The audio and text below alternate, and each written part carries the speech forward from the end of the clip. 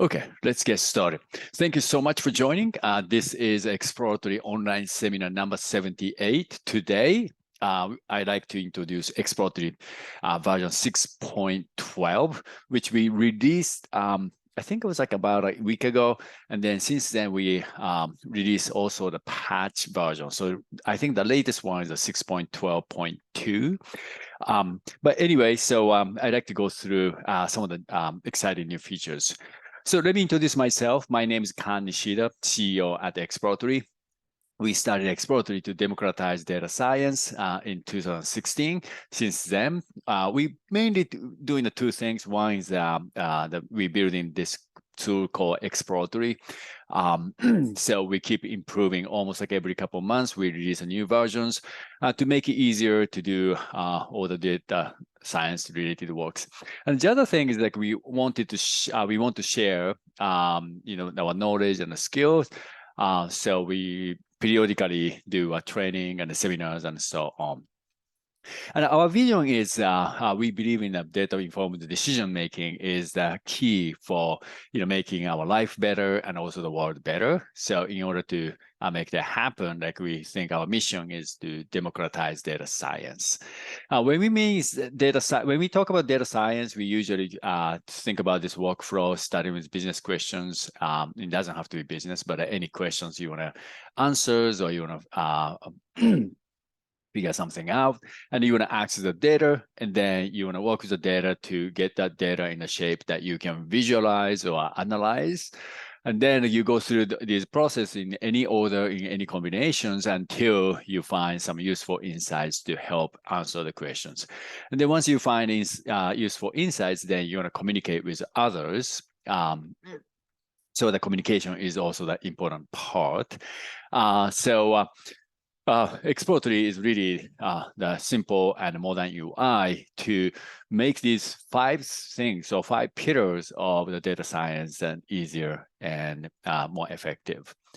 Okay, that's enough for the Exploratory and myself, and let's get started. So Exploratory Online Seminar number 78.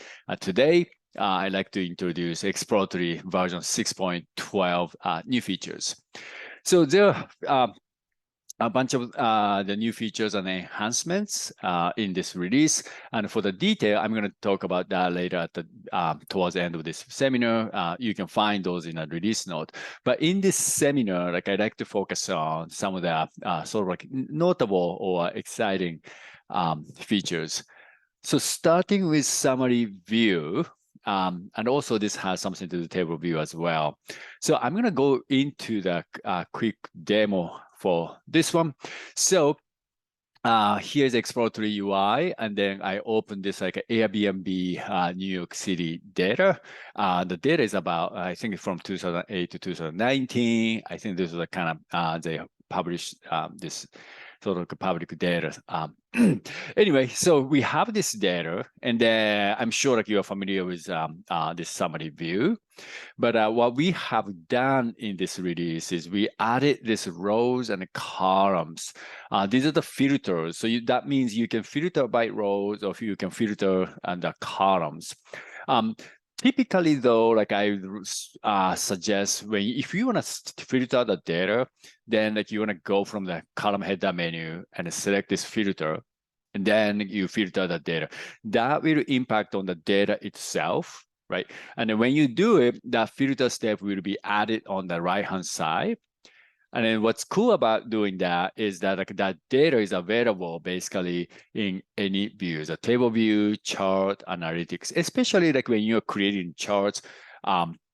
You don't want to create the filter for every single chart. So like it's important to have that as a data wrangling step, so that you can keep that data and in that state for whenever like you click that step.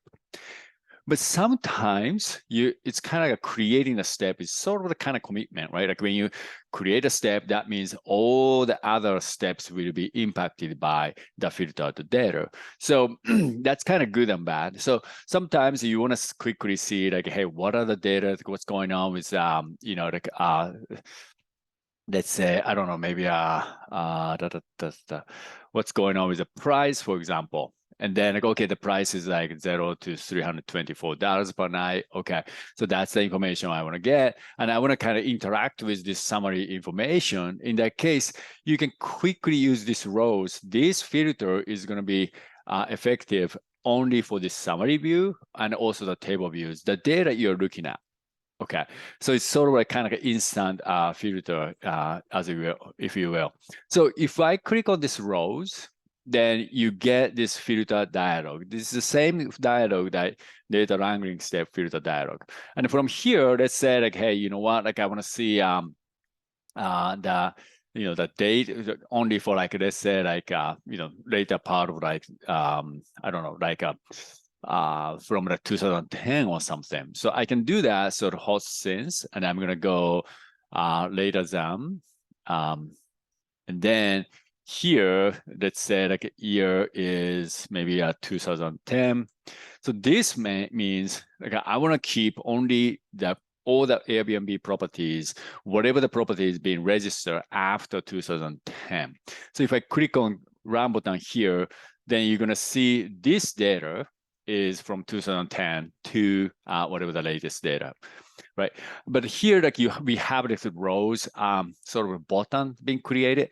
So, and then like there are 46,736 out of 47,597 rows. So this was always showing that data from this particular step. And then this step itself is basically kind of controlling what data you would see under this summary view. And then like I can go back again, like what the price range is and so on. I can add more conditions by clicking here. And then basically this is the condition I created so far. I can add another condition. Let's say this time, I want to say neighborhood group is, I'm going to select multiple. So let's say Brooklyn and Manhattan, like what's the price range of those? So I can click on run button.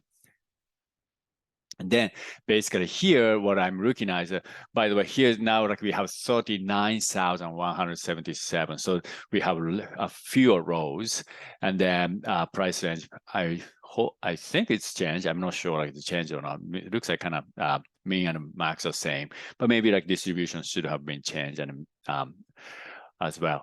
Okay, so that's the rows filters. And then the cool thing about this rows filter is like when I go to the table view, it's carried on. So you see the same row filter being applied on this table view as well. So you can actually kind of start with the table view and creating a filter, and then you go to the summary view, and then you see that same set of data. But again, when you go to the chart, that filter is not there. So the chart, so basically, for example, this particular chart is looking at the data from the step 13. Okay, and that means that filter that I created in the summary view or table view is not applied. Okay, so that's only for the data you're looking at under the summary view.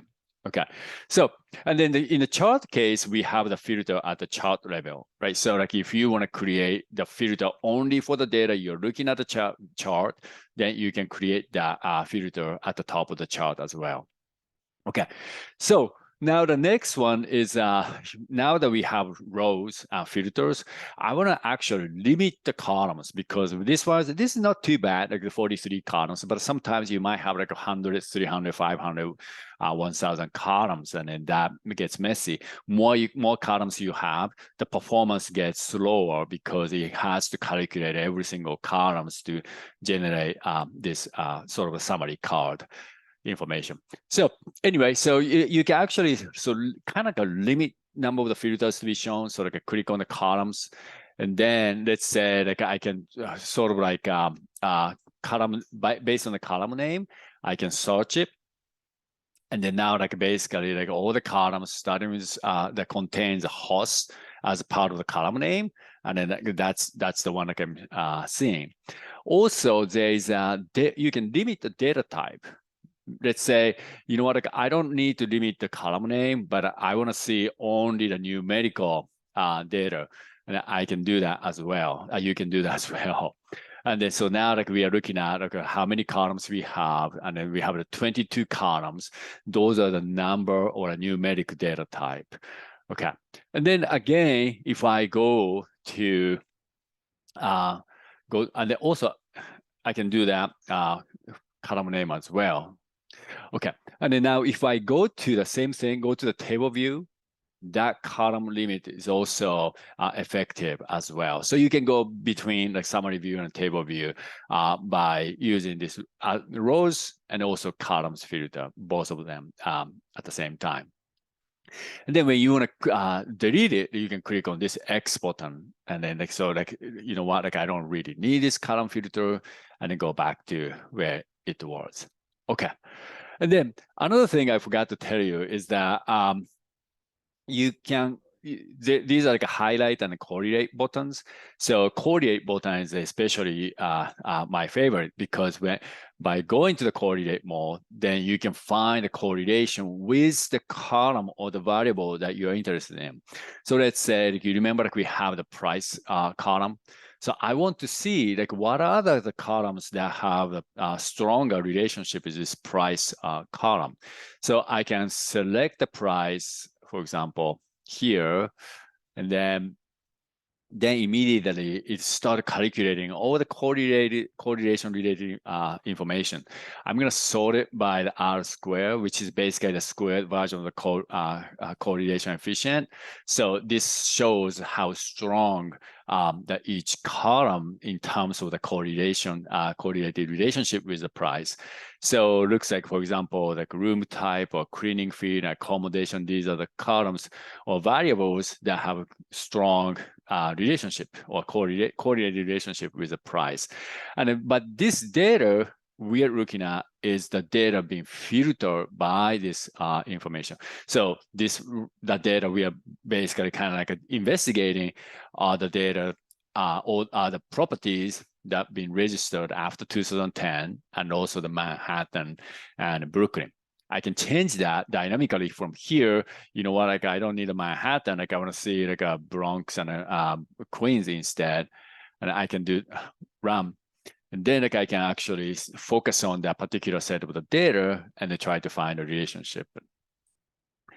Okay, so that's the same thing for the highlight, by the way. And then this time, like we changed the UI a little bit. So so in order to get out of this correlation mode, you can either click on this X button or click on this correlate button, and then that will get you back into that normal mode.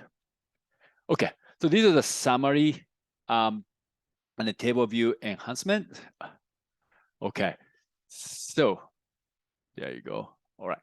And the next one is a dashboard. So we have done a dashboard. I'm not sure like you use dashboard, but if you use, we have been improving this dashboard area over the last few releases. And then this time what we did was, so here, this is a dashboard editor UI. Okay. And then you can, create, this is like a column view, or this is a row view. Okay, so like a row view is basically like you can start adding this row, sort of like a frame, and then within the frame, you can start adding a chart. And a column view, you can manipulate, you can switch the mode here. If it's a column menu, you can add the column frame, and then within that frame, you can start adding a chart or text and image and so on. Okay, anyway, so when you have it, right, so like if you one click, and then you are selecting the whole entire column. And then when you click on another click, then that will focus on the chart.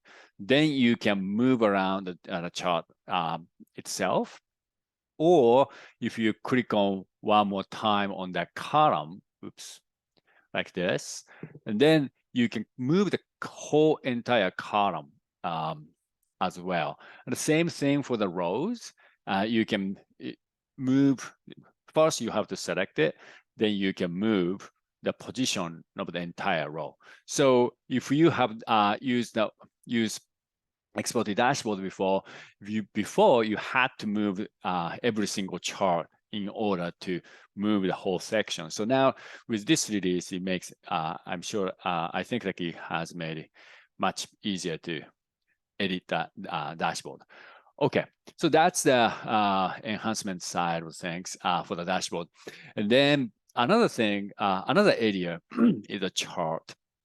So we have improved a bunch of things, and then so let me start with the summarize and pivot table, and one more I think I wanted to go was, oh yeah, here the synchronize at 0 for Y1, Y2. Okay, so let's open the pivot table. There you go. So here's a pivot table. This enhancement is available for pivot and summarize table. But anyway, so here we have the sales data or like order data. And then here's a category and a subcategory of the products. And then we have the sales that shows the sales numbers and the expense and so on. And then I have already applied this like a color bar. Okay, so this bar length is decided based on the numbers behind the bar or on top of the bar. Okay, so that setting you can actually do from the menu and then go color assignment, and then you select the color bars, or you can click on this formatting, and then this color assignment section is basically controlling how you can format the numbers as a bar or background color or text color and so on. Okay, so that part is a basic. So with this release, like what we did is we added this like with conditions. Okay, so when you select it, before you could only do like a background and text color formatting, but with this release, we added this bar as well. That means these bars, based on the values, we can change the color. So for example, I want to say greater than, let's say like 2000, maybe something like that. And that's like a green color. If I apply, and what happens, only those matching numbers with green color the bar. And then the default, I can set like a gray color. And I can start adding more stuff. So let's say this one, I don't know, let's do like 1,000. Oh, sorry, 10,000. And then same thing, the greater than. And then this, I don't know, like I'm going to just do orange color. And then like the rest, I want to say like a red color. And then now like we have sort of like 3 different colors based on the values. Okay. And then of course, not just this column, but also this sales column that will have the same formatting as well. Okay. So now, so this is a conditional color bar. The next one is, oh, sorry. Actually, I wanted to show you one more thing. So here's the, for example, in the previous release, we made it possible to click on any number in the chart, pivot table and summarize table, so that it will open the related data, or like we call it show detail. Okay, so I click on this, I think corporate segment, and the office supply was like storage section. So now like we are looking at that related data. But with this release, you can now click on the grand total section as well. Then when you click on it, then basically what you're looking at is on the grand total section. So now at this point, category doesn't matter, but the segment matters. So all the data we are looking at is for this particular column, like a corporate segment is corporate. Okay. And you can do the same thing for the not just the grand total, but also even you have like a subtotal display, and then you can click on the subtotal as well. Okay. So that's a pivot table and a summarize table. And the next one is, this is smaller enhancement, but it's important. If you have ever done this, and I think you're gonna like it, because this is the time series chart. I'm visualizing the sales trend by monthly sales trend. And then what I want to do is like, I want to see like how much of the growth compared to the year before for each period. So for example, like I'm going to select in here sales, and I want to see, for example, let's say like this is like July 2015, July, right? Sorry, 2015 July. And that means I want to see how much is the growth compared to 2014 July. And in order to do that, like I can select this window calculation. I'm going to go with a quick window calculation. This is the shortcut for this window calculation. And then I'm going to select the percent difference from period ago. And when I select it, and then basically what just happened is this one, percent difference from period ago. And what's the period unit? So the year means 1 year ago. And because period default is 1. If you set it to 2, that means 2 compared to 2 years ago from that particular day. Okay, so now at this point, it is showing here, this is Y2 here, the sales in orange, but it's almost like you don't see anything. And that's because this one is now the percentage. So compared to the sales number itself, it's almost like nothing.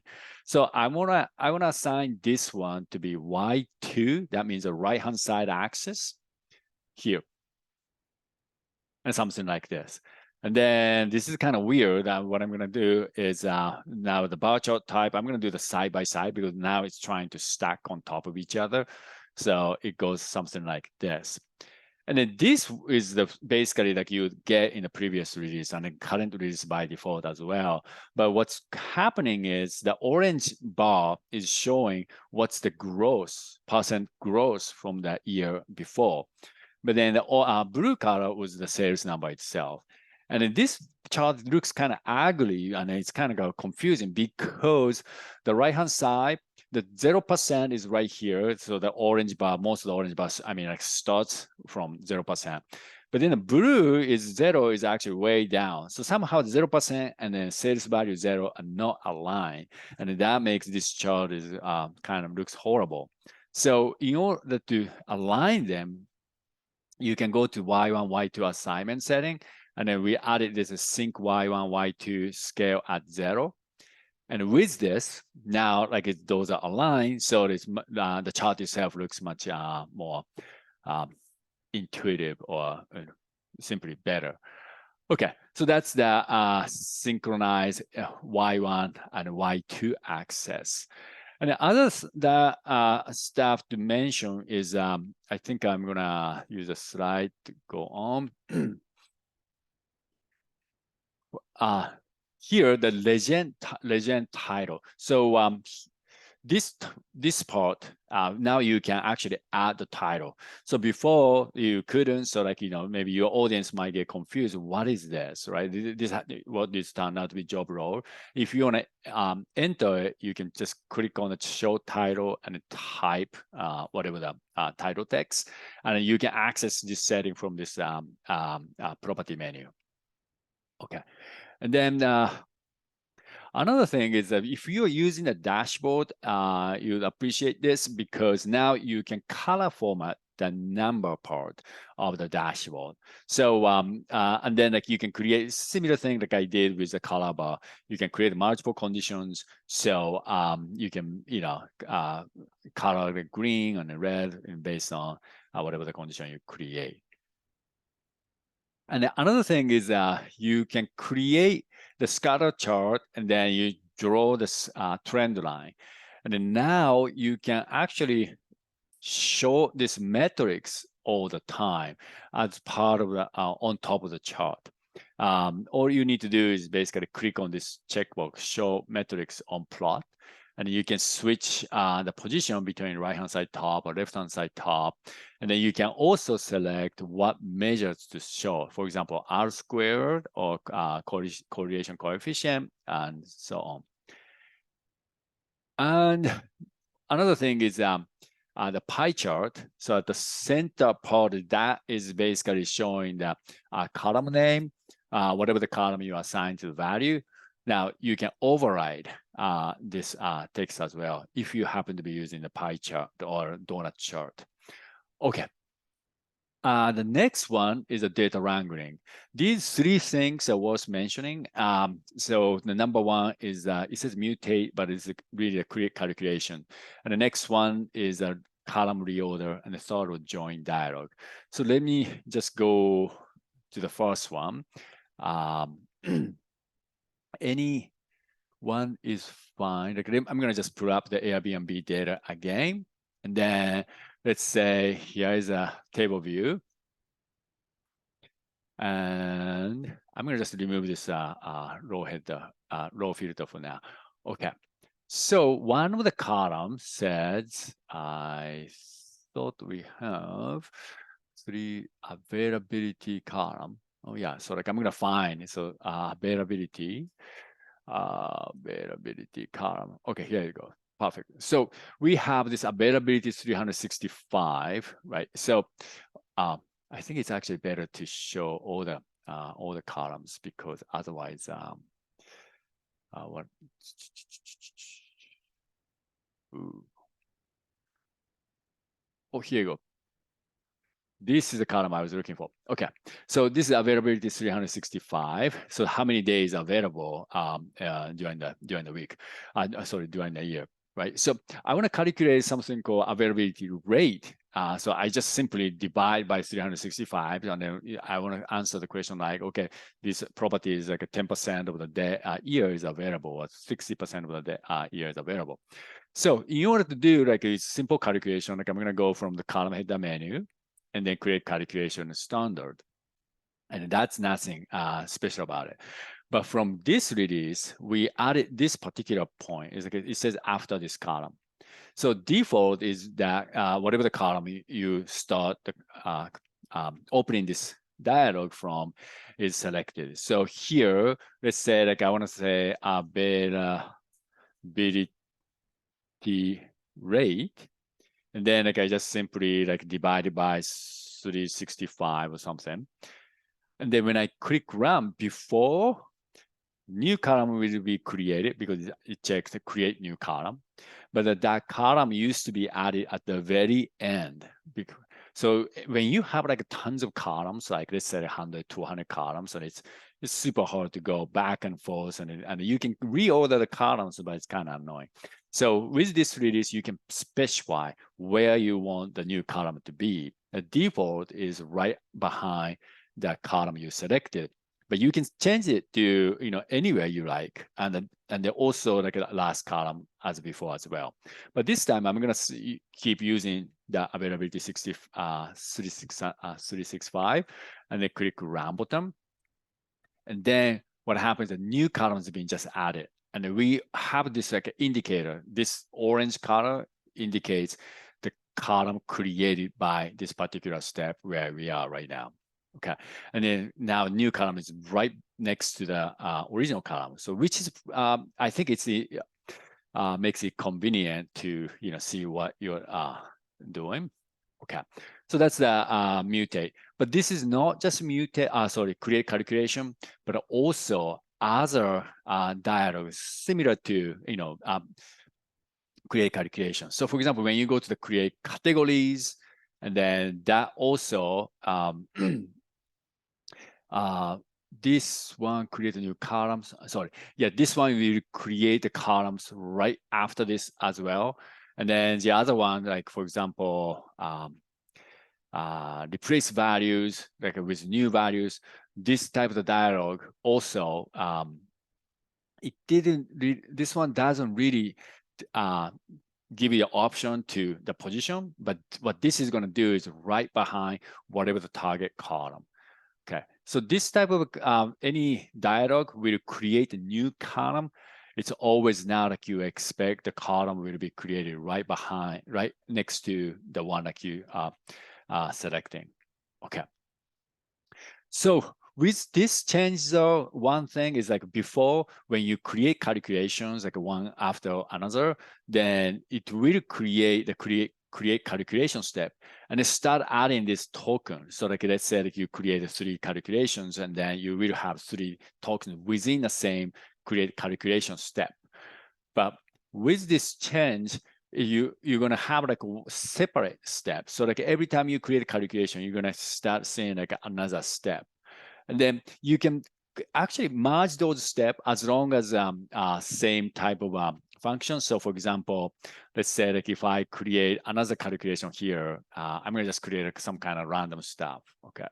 And then this one is like, let's say like I'm gonna divide 100 or something like that.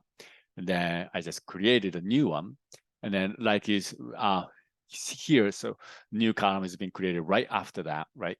But then like we have now separate create calculation, even though similar type of operations, but now those are like separate step. You can select both of them, and sorry, just one sec. Okay, and then you can actually merge these steps together, or kind of combine those steps together. What that means is there's this like a combine multiple steps. If I click on it, and what's going to happen is that now like we have the one single step to create calculation, and with 2 tokens.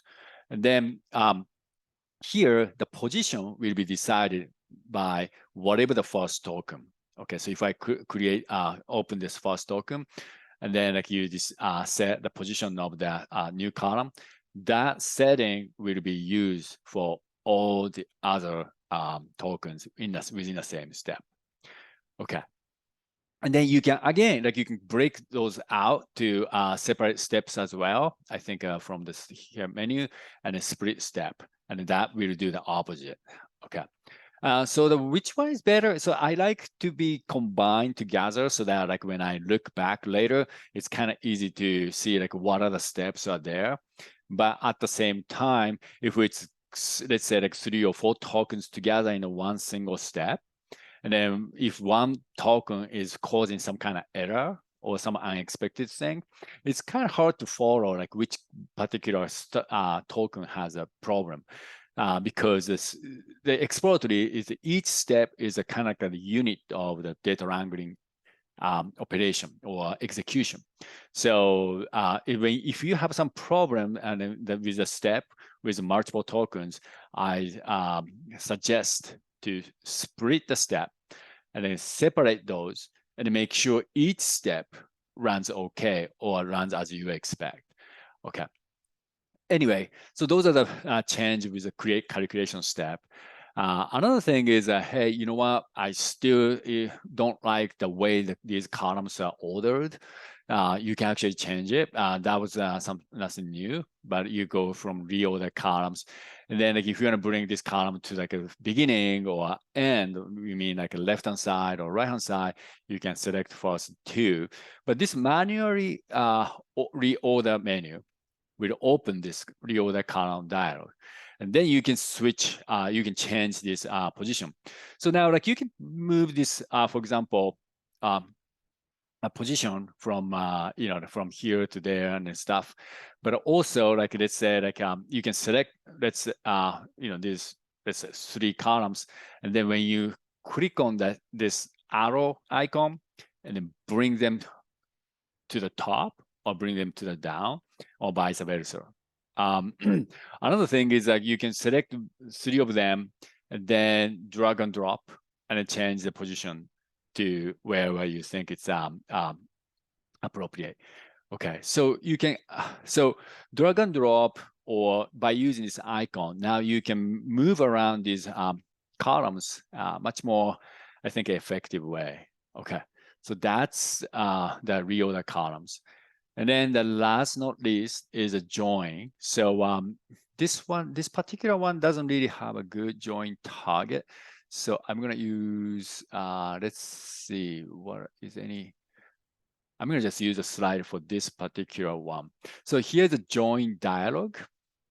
And then you select the target data frame. I'm gonna just use mouse here, and then then when you click on the preview button, it will show what are the columns that are coming from the current data frame, what are the columns coming from the target data frame. And then also, it will show that this bar that indicates how much of the value, how much of the rows are NA or missing values. So when you do this sort of like joining with other data frame, sometimes you want to make sure all the rows are actually join, but not only that, like the values are filled from especially the target columns. So you can kind of quickly change it and check it under the preview table. Okay, so that's the data wrangling side. And the analytics side, 3 things: topic model for pre-tokenized text and t-test for pre-aggregated data, and K means clustering distribution view. Okay, so the not text analysis side. So this is like for the topic model with LDA. So before, or even still now, like basically like when you have the data like this and whatever the text you have, tweets or survey data text or whatever, you can analyze on this. You can create topic model on this one, right? So like typically have something like this, and then go to the analytics view and then select the topic model, and then all you need to do is just assign that text column, and then behind the scene, Exploratory tokenize it, which means by the word. So usually by using a space, and then split into just one single word. Okay, and then based on that data, and then it will find the patterns in that data, and then it creates sort of a kind of a clusters, right? We call it topic. Then you can see like what are the words used together, and then that means that maybe like these words mean maybe like these are the sort of characteristic of the words because the way you use and stuff. So that's topic model. I have done that seminar. So if you're interested in, please take a look at the past seminar recording. But the one we did with this release is sometimes you have the data, it's already been tokenized. A couple of things. And now, number one, in Exploratory, you can actually tokenize the text. Let me just quickly show you here. So for example, from the column header menu, as a data wrangling, right? So like we go to work with text data, and then there is a tokenized text menu. So that means you can tokenize the text as the data. And then, maybe like you just export and then use a different system or whatever. Or then in that case, you can come to the analytics view and then build a topic model on top of this tokenized data. But most likely, like you're not going to do that because that's the whole point of going to analytics view is like you don't have to do it. You just click the button and get that done. But sometimes you might want to do some kind of extra data wrangling on top of this kind of tokenized data. Then you might want to do the tokenized as a data and then bring that into the analytics. Or sometimes you might want to use different tokenizing method and to tokenize the text. Then like you want to bring into the Exploratory. So with this release, when you have data like that, then under the text analysis, there is a menu called topic model tokenized data. And once you select it, then you select the column that contains the word or token or tokenized word. And then you want to select the group by column, which basically is like kind of like an identification, like an ID for the group of words. Okay, so for example, typically like in the tweet case, Twitter's tweet text case, hey, that could be one particular tweet ID. And then within the ID, like maybe like all the sentence, but the sentence becomes words. So it might have like 5 or 6 words in the one tweet ID. Right. So in that case, you want to assign that ID to group by, and then you can actually build a topic model. Okay. So that's the text analysis side. The next one is like if you happen to be using t-test, which is a statistical test for the testing the difference of means of two groups. And then typically, like you have the data like this. You might have a bunch of other columns, but this one is like a HR data, employee data. And then each row is employee, and then their gender, and then the monthly income. And then like I want to find out like there's a difference between male and female in terms of like an average salary. Okay, so you have the data like this, and then like you go to the in that case you just go to the analytics view, select the t-test, and then run it. But sometimes you already got the aggregated data, so you have only 2 rows, one for female, one for male, and then you have like a monthly income and stuff. And then with this release, now you can go to the t-test aggregated data, and once you select it, then you can select the group, which is in this case, the gender, or it can be AB, can be true, false column, whatever the column that has two values, two unique values. And then you can select the mean and the standard deviation and the sample size, which shows the number of rows in this particular case. Okay. And then you can run that too. So we are planning to apply this sort of like interface and or mechanism for other statistical tests as well, because some of the users reported that they already have aggregated data. They don't have the detailed data. So, but still they want to run the, this type of statistical test. Okay. And another thing is k-mean clustering. We added this distribution tab, and in this way, you can see like how each clusters are sort of like distributed in terms of like each variable. So now you can, it's just another view to help you understand the characteristics of each cluster. And also maybe like you can see like each measure, like what that measure means in terms of the difference between the clusters as well. So if you're using k-mean cluster, like I recommend you to give it a shot. Okay. And then it's almost like the end, so like data source, that's the last pillar of all this, which is Excel multiple sheets and then Google Cloud Storage.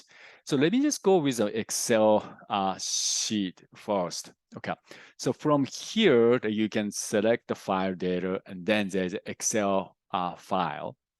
Okay, so this is similar to before.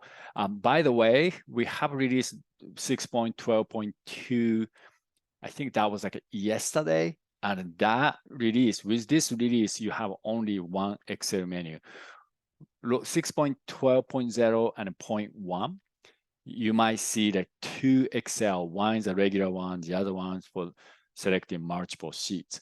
But having those two separate created kind of a confusion in terms of the usability wise. So we combine them together. So this is what, that's what you're seeing here. Okay.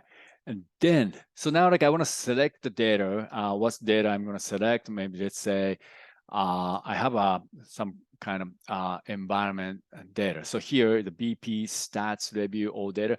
This data basically has all the CO2 emissions or coal or gas, oil consumption by country, by year, which is pretty cool. So anyway, so I'm going to select this Excel file. Okay. And then I'm going to click on the import button, simply like that. And then this is kind of weird stuff. But here, like basically, like I want to select the sheet name. So before, let's say like I select the carbon emissions here, and then skip the first two rows. And then now you see like a country column, and then like each column is each year. Once I import this, I have to do a gather operation, but nonetheless, we have this data. Okay, and then here, it turned out there are a bunch of sheets in the Excel file. Okay, so now what I can do is I can click on this checkbox. It says multi-select. And that means if I click on this dropdown, now the dropdown is slightly different. I can now select multiple sheets together. And two things you can do. One is selecting multiple sheets and then import them as separate data frames. So let's say like if I selected three sheets, then you're going to have three different data frames, which is convenient instead of like importing one by one. Another one is, let's say like you have this one Excel sheet, and in the tab, just imagine like the January, February, March, and so on. In that case, most likely like you have the same format in term, which means same set of columns, same name columns. So it's like months and sales and orders and so on. In that case, instead of like importing as a separate data frames, you might want to merge them together. Merge them is like this. So January rows, and the February rows, and the March rows and stuff, right? So you might want to just do that. So two options you can do. So in this case, I could merge it, but in this case, I'm going to just separate different ways. So like, for example, I don't know, like oil productions, and maybe I'm going to just select it randomly. So like I select 3 data frames. Okay. And then at this point, I can choose, if I click on this import button, and then they will be imported as a different data frames. Or if I click on this import and merge, then they will be merged.